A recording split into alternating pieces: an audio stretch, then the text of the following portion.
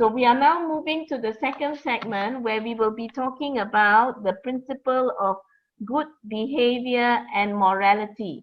Now, I'd like to say something here because in bahasa, this is kesopanan dan kesusilaan.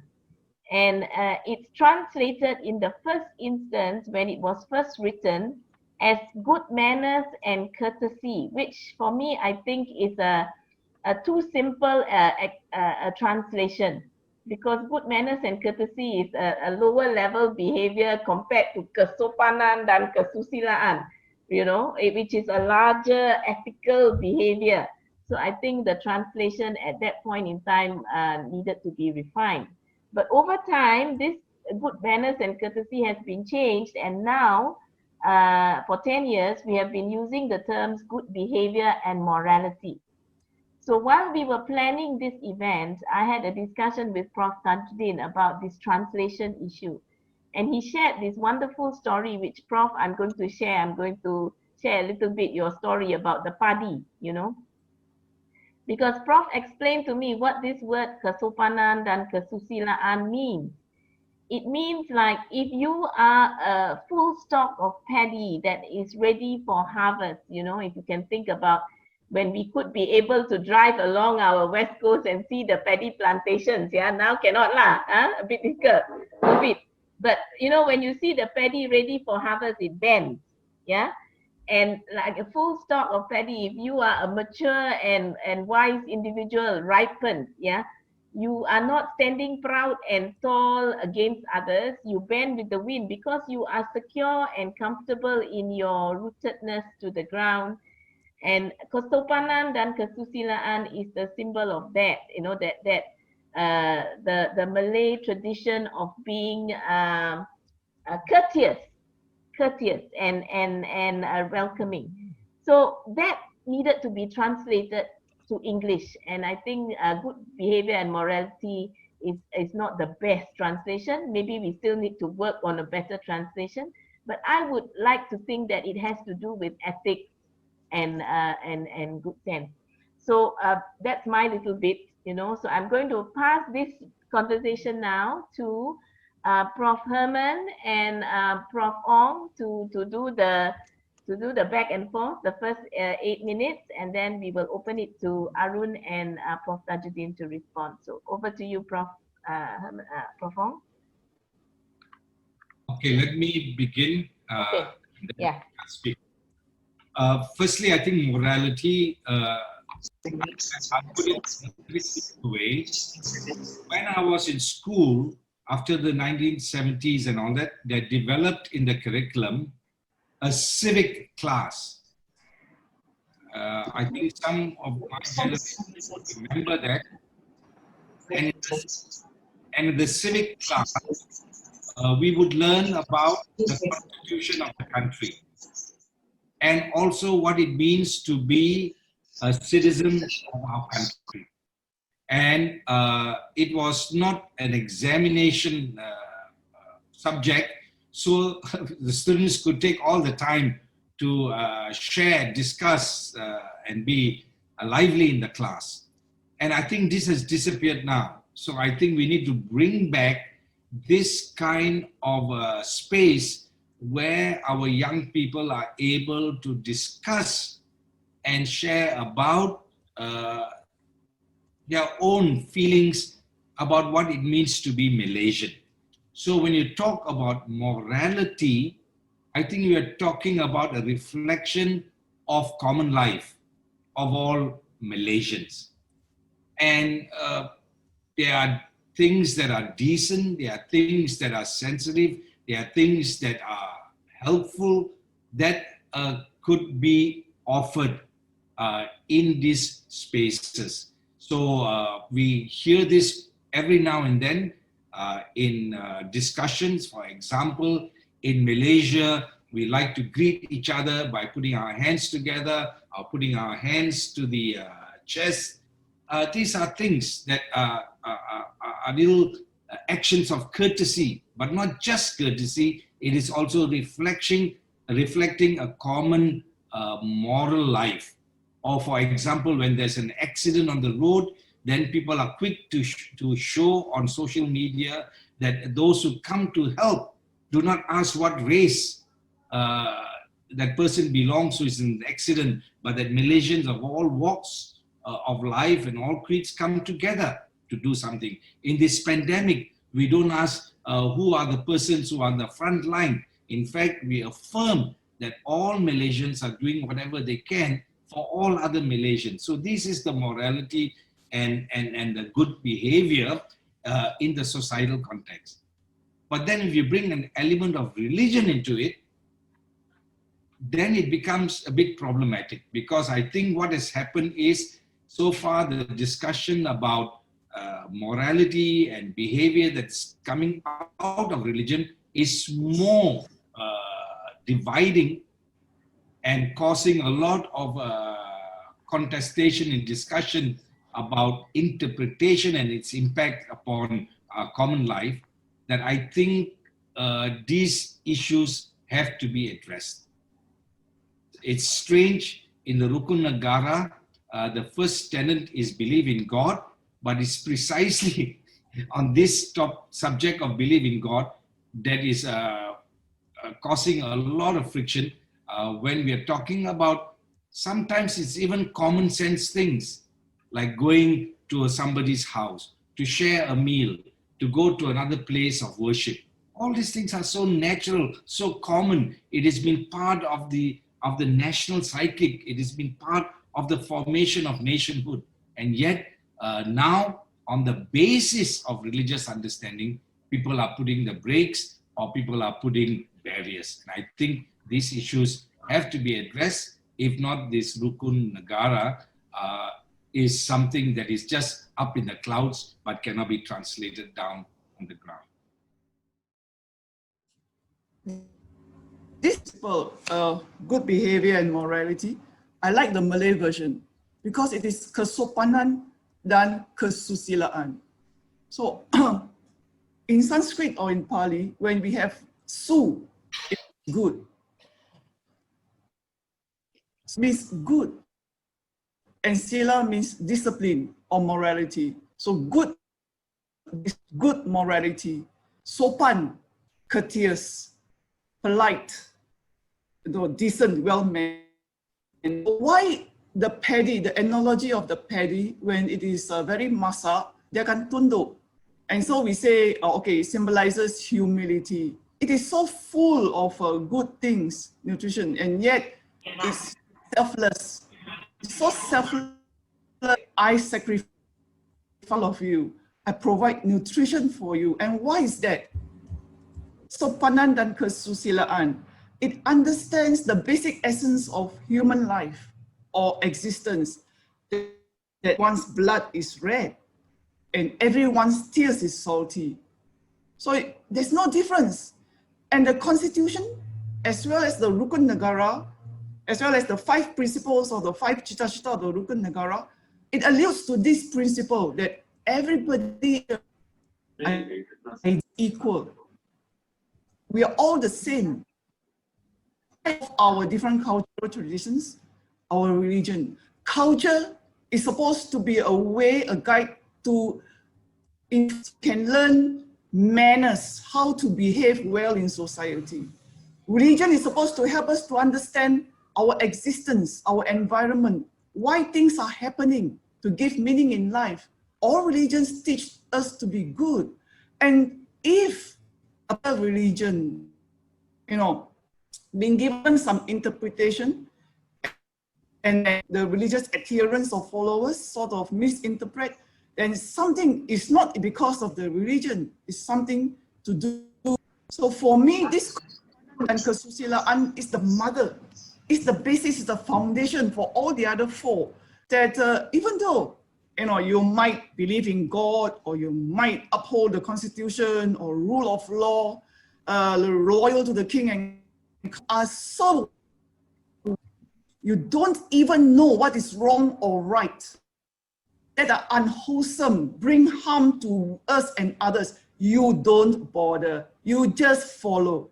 But when tata susila, I like this word, tata susila, procedures, how to be good, how to be moral, tata rakyat, how to be a citizen or a member of a community. The procedure, tata rakyat, before they change to sim. So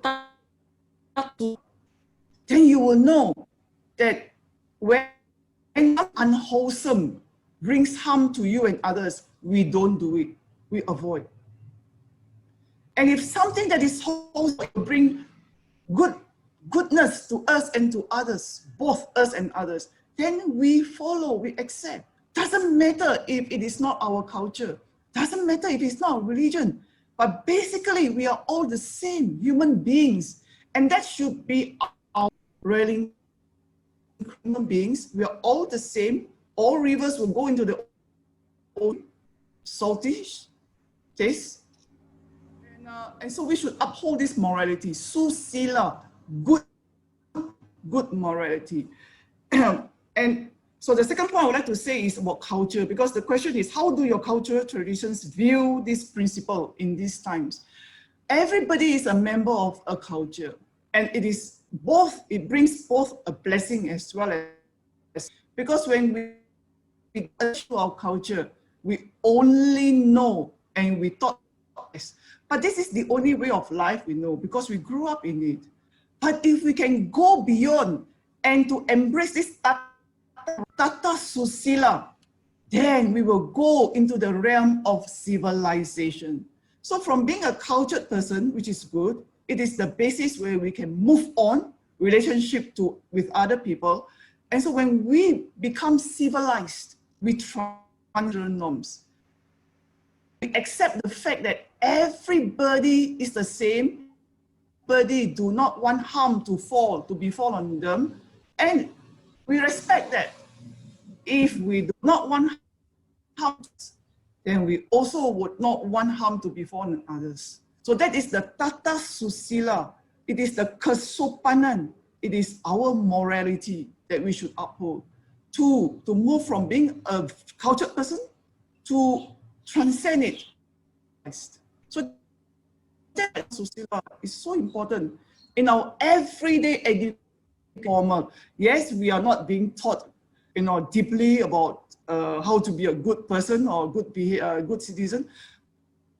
It should embrace the non-formal as well as informal learning. So education means both formal as well as non-formal. Thank you.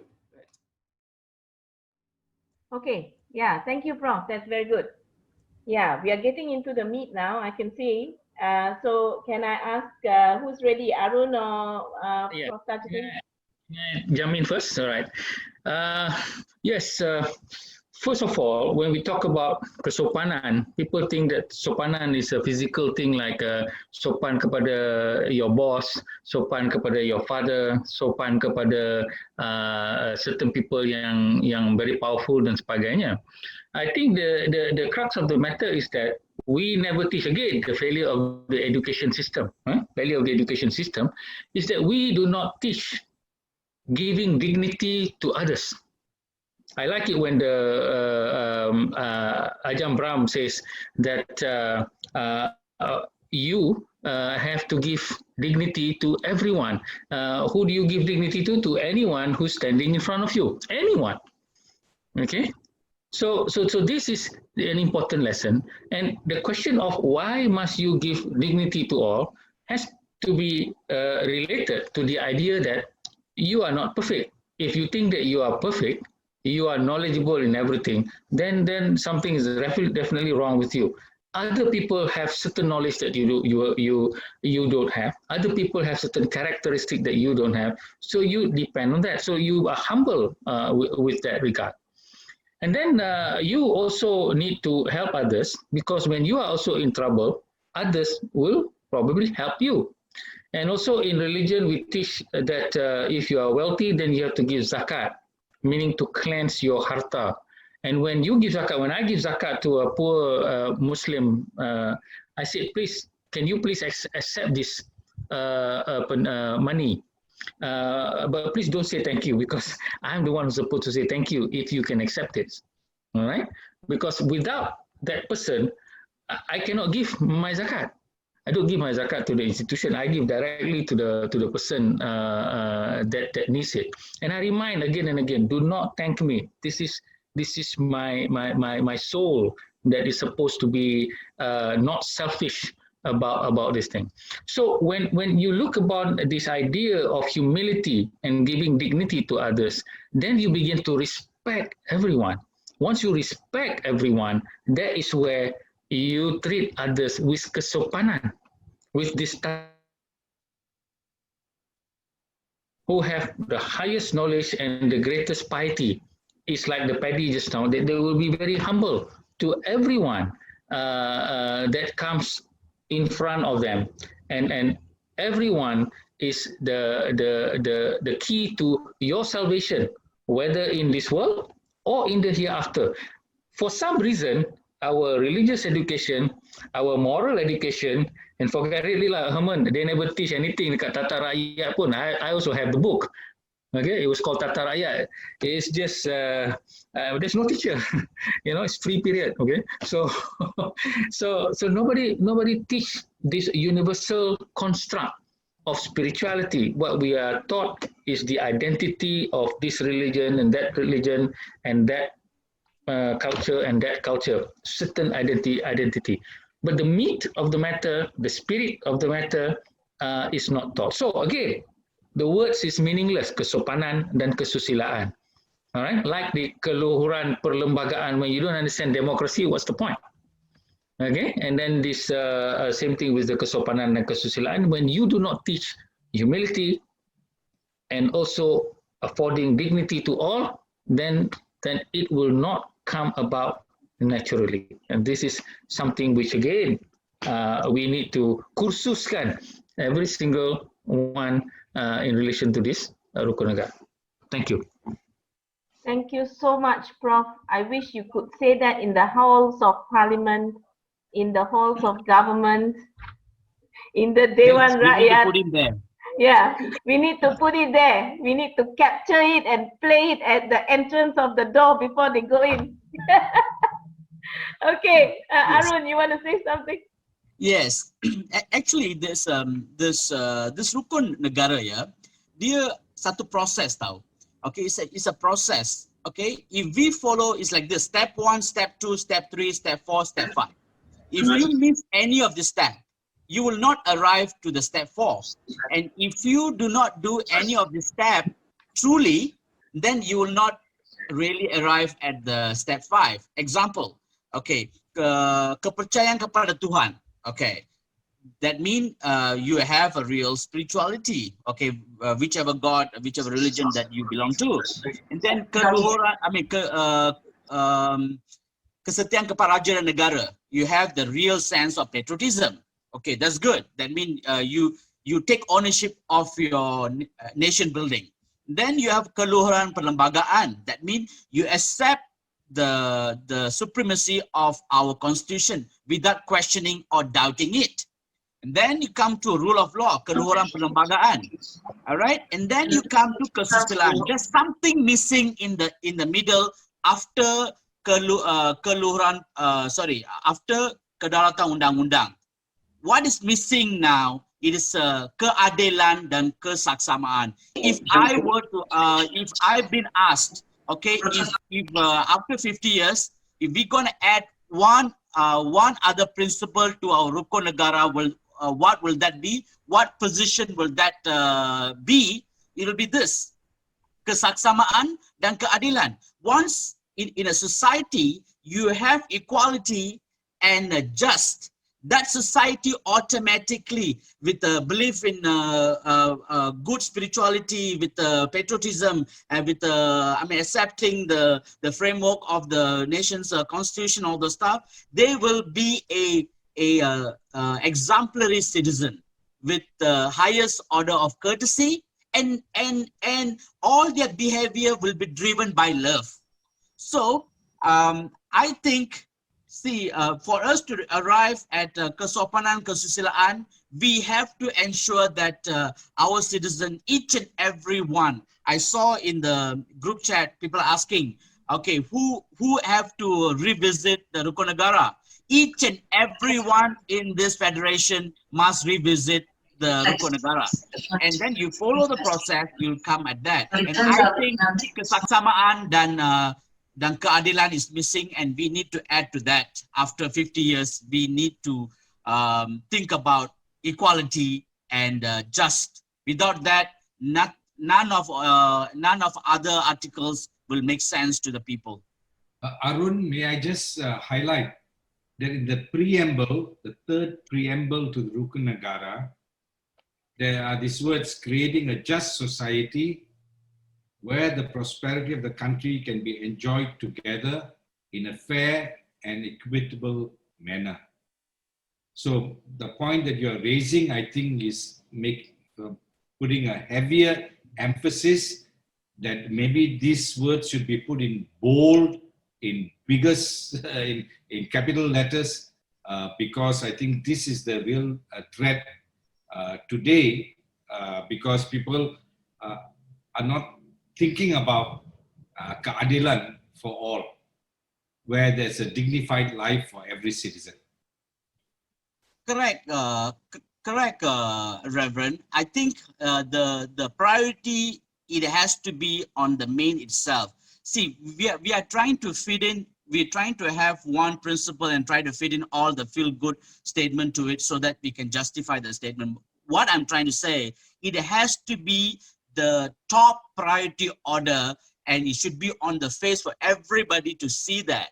And then you can see a better one. Right now, the problem that we are facing day to day, that I think it is just that. The Sabah and Sarawak do not feel they're equal partner to Malay, and the minorities in Malaya feel that they've been put aside. And then the majority of people in Malaya, the Malays, think their position are threatened. So everybody have a suspicion because there is no kesaksamaan. So everybody will be keep suspecting each other, and unity will be totally a dream that never will come true. So for us to create a better principle, Rukun, yeah, it has to, again, the Rukun is fantastic, but I think as a person that really fight for a lot of human rights and justice in the society, and I think that's what missing. We have a beautiful law. We have but we don't have enforcement. We have a great constitution, but we are not referring to the constitution. The constitution are kept for the only for the few, and our people are not trained, or we haven't enlightened our people with the constitution. So there's a lot of other things, and we make for the sake of making, and make it so that it feels good. And I think it should not be. The thoughts behind this principle must be enhanced, and it must be enforced, I think. Okay, thank you. That's a great thought. Perhaps towards the end of the afternoon, we could also perhaps make recommendations, because in the sense that I think we agree, we are in this room, we are agreed that a lot of things need to be done. My question is, who should do it? Who are the people? We are the people, yes, yes. So we have come to the end of our second segment.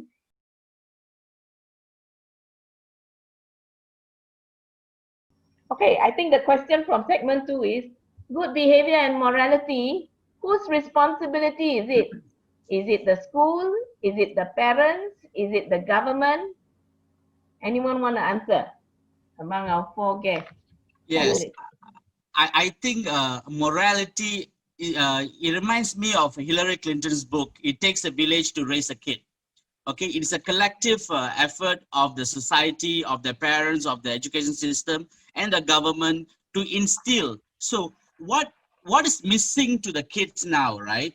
We are teaching morality. That is in my very crude language, I call it utter rubbish. You can't be teaching morality, but we can be example of good morality. So right now we love to teach people how to be good.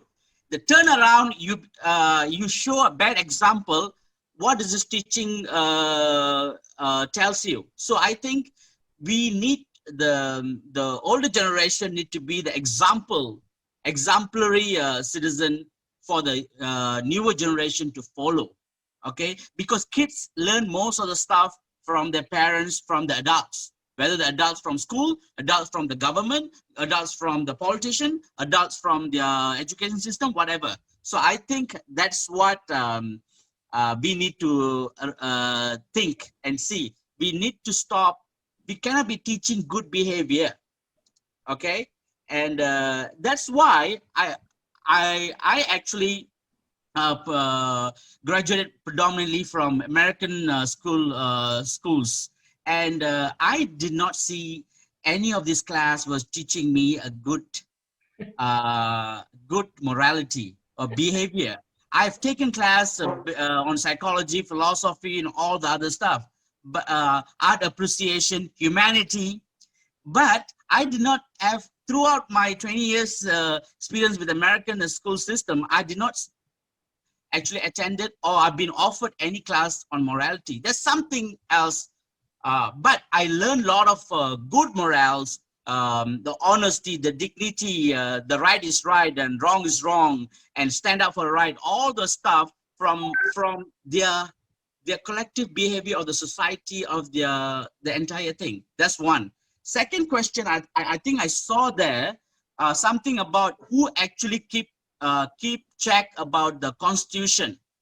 Each and every citizen of this country is the master and monitor, must monitor if the government breaks the law. The law could be our enacted law or could be our Constitution. At the time that you think the government have broke the promise via our Constitution, you can take that case to court, and if a constitutional matters, you can file a case in federal court. Okay, of course, with due process lah.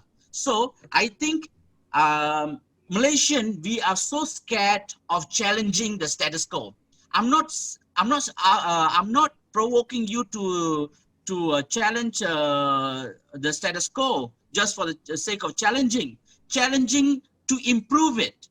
And I think there's a lot of things in our governmental process and practice that is bercanggah dengan penerbangan kita. Kenapa bercanggah? Sebab tidak ada orang pernah ungkitkan isu itu. So siapa yang akan memantau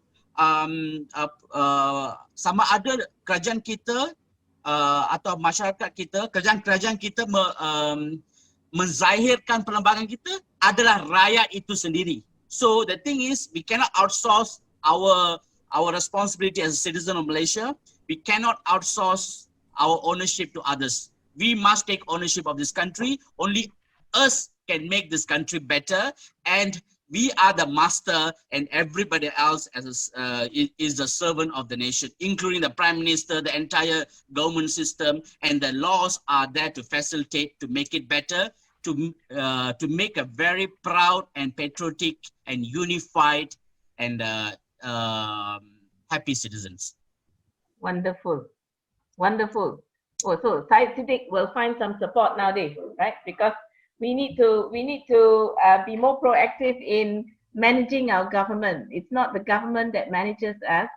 I think if anything can happen from this disruptive change of COVID and the change in government and so many things that have happened in the past 6 months, it is that Malaysians learn that we have to be active. We have to be committed to taking the country in directions that we want it to go. We cannot just sit and wait for somebody to do it. Somebody, everybody, anybody, nobody will do it. It has to be this body that does it. Yeah, it's an old thing that has happened. Okay. Let's take an example now to concretize it.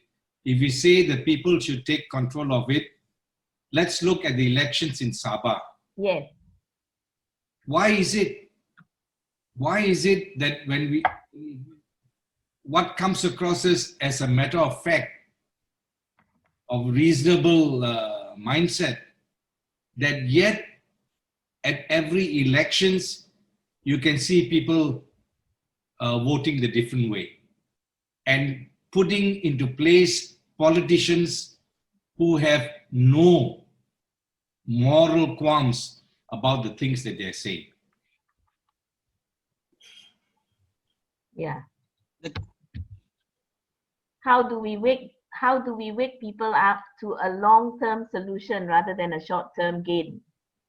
Yes, yes or not? Because sometimes, sad to say, when it comes to things like elections and actions, short-term gains are offered in place of long-term solutions. And the sad thing is they are accepted, right? And I think I can echo what Reverend just said.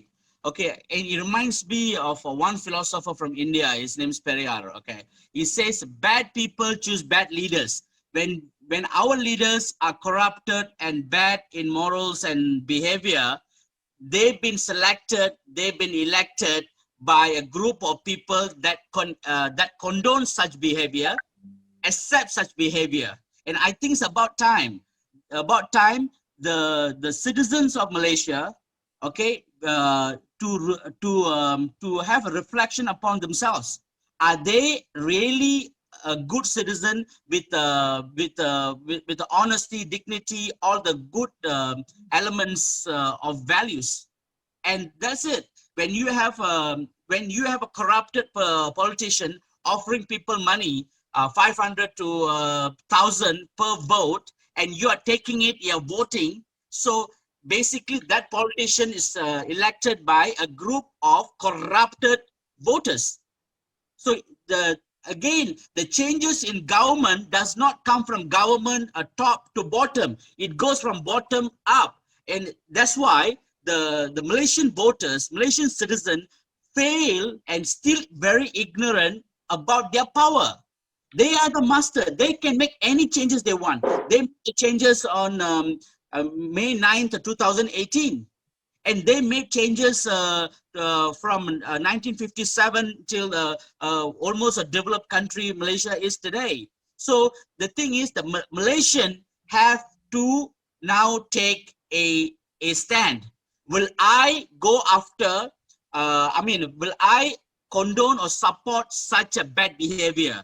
There's a lot of people, even a poll says, okay, the current prime minister is quite popular among Malaysians. 69% is approval rate.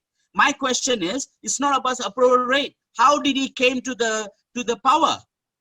So we Malaysian, we say curi sini salah, curi sini boleh, curi orang kaya boleh, tapi jangan curi orang miskin. That does not work. Curi means is wrong. Doesn't matter you curi from kaya or you curi from miskin. So this is what the Malaysian have to reflect upon themselves.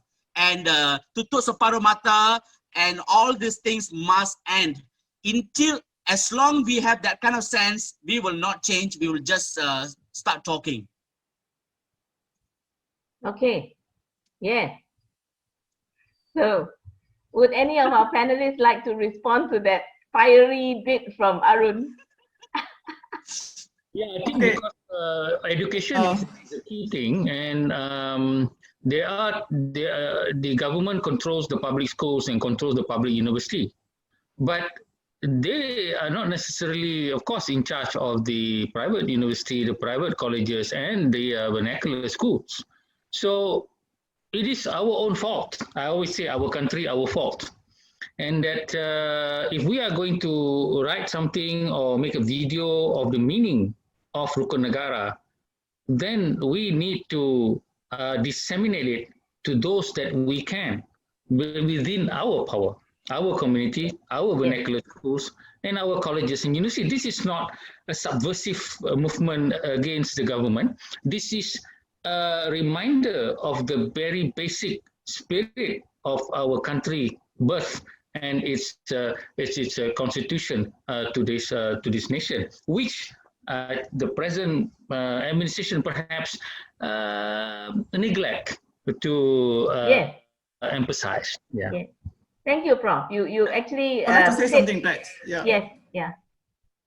Okay. Yes. So I think discussion, I'm so impressed with the thoughts that have been forwarded. More often than not, we would like to say that, well, the problem is outside. We always point the finger outside. But we have got to look inwards and say, oh, myself, me, what have I done so far? So this is where the insight comes in, where you look within, say that, well, it's not the politician's fault. Like Arun said, the politicians are there, those who are corrupted. We vote them as wakil rakyat. We ourselves put them there. So the finger should be pointed towards us. We have an MP from Tanjung Karang, Muhammad Noor.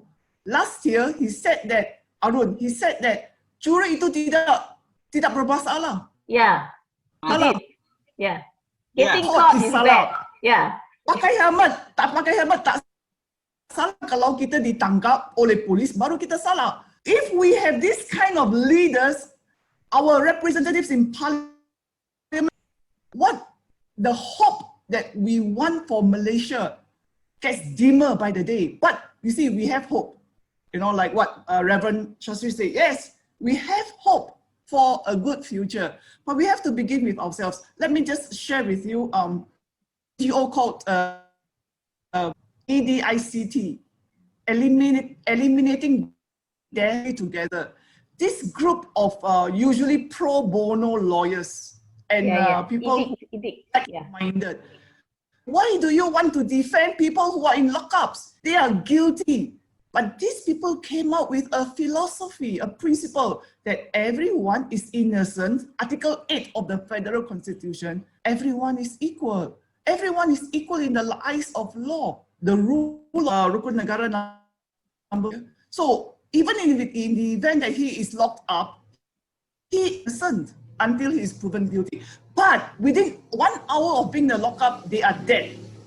So at this awesome and really actually very scary task of asking police to reinvestigate why people die in lockups, and the numbers are increasing, and it's across the board of cities, one ethnic group. So we have people who are really awesome, and we can be proud of. They are also very humble. People like Arun, they kita bantu kita. So we have Malaysians who have these people. They are very visible. So this insight into ourselves that we have got to say, yes, now what is it? What can we do ourselves, not others? Thank you. Thank you. Thank you, Prof. And thank you all four of you, because I think you brought up the key point that I was hoping will emerge, and it's emerged here before we even reach the end, that a lot of it depends on us. Yeah, because we cannot say, oh, they are not doing anything. They are not doing anything. But hey, government, whoever they were elected, they're only a small percent of the whole 30 million Malaysians. And if all of us can put our efforts together and be a more educated and responsible citizenry, there will be much more change and faster change than we are seeing now.